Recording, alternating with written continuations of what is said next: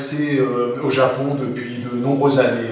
C'est toujours été une passion pour moi, et notamment lors de mon adolescence, où j'ai eu l'occasion de lire de nombreux romans, notamment des romans de Kawabata, Mishima. Ayant dessiné depuis l'âge de 10 ans, j'ai été amené à faire un petit peu le lien entre mes lectures et mon travail artistique. Et donc, ça m'a amené vers l'âge de 18 ans à travailler notamment sur la calligraphie. La multiplicité des fils électriques qui viennent un petit peu découper le paysage et comme une espèce de graphisme omniprésent. Sur cette gravure, comme vous pouvez le voir, une vague avec un paysage urbain en suspension sur cette vague.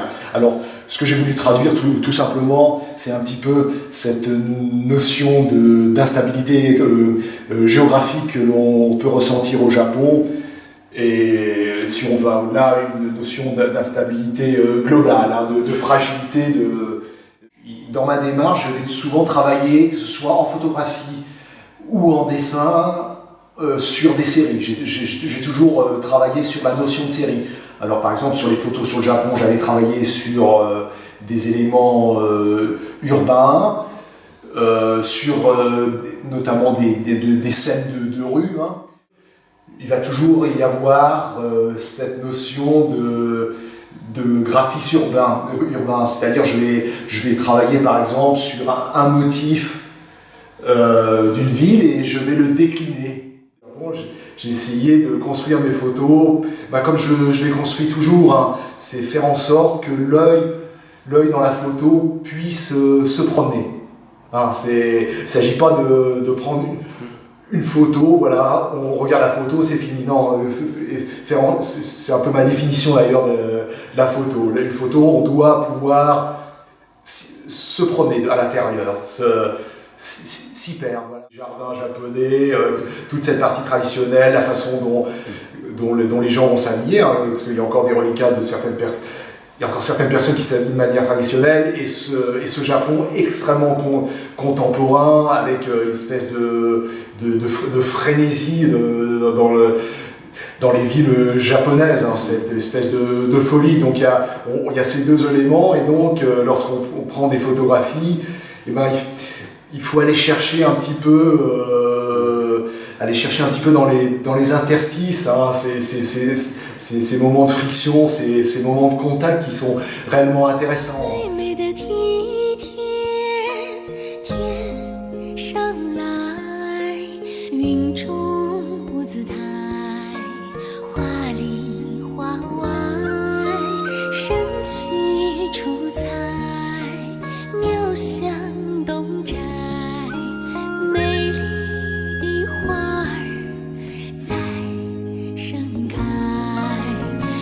山的歌谣奔放豪迈，勤劳的人民飞舞映出志彩带。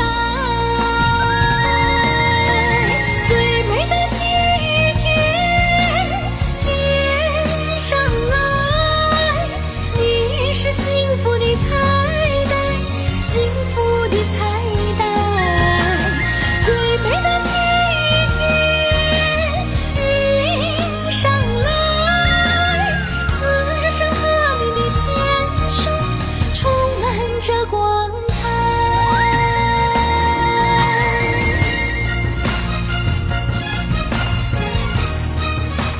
Rapport, disons, qui est physique à la photo. Il y a un rapport physique quand déjà le fait on touche le négatif, on a les mains dans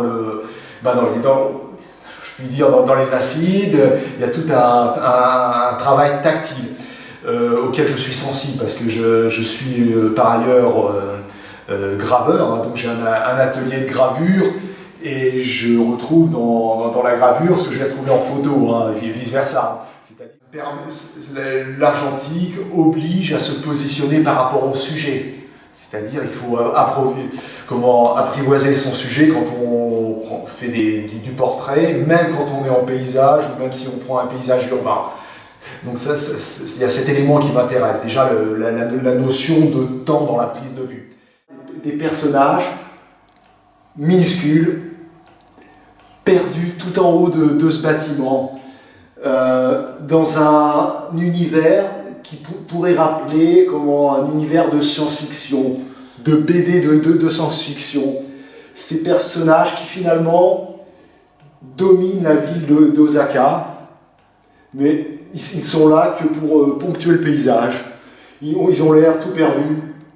Alors, on voit que ce sont des Japonais, mais finalement ça pourrait être des écritures dans un paysage urbain. Pour moi, ça traduit assez bien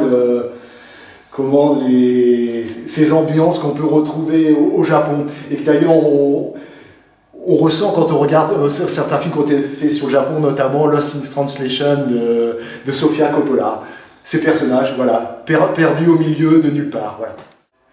Oui, c'est assez amusant parce que il fait, on ne sait pas, est-ce qu'il fait son jogging, est-ce qu'il va au travail, on n'en sait rien.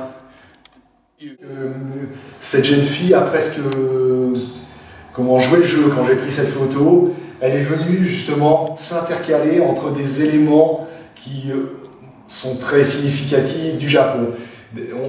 Ce qui est très intéressant, c'est qu'on la voit passer derrière entre des poteaux et à aucun moment elle ne donne l'impression d'avoir capté mon objectif. C'est bien travailler avec ce silence où sous l'agrandisseur, voilà, on prend son temps pour poser les éléments, pour traiter l'image, voilà. Alors il y a ce travail sous l'agrandisseur, après il y a ce travail dans les bains quand on voit apparaître l'image. Pour moi, je trouve qu'il y a un côté magique. Hein.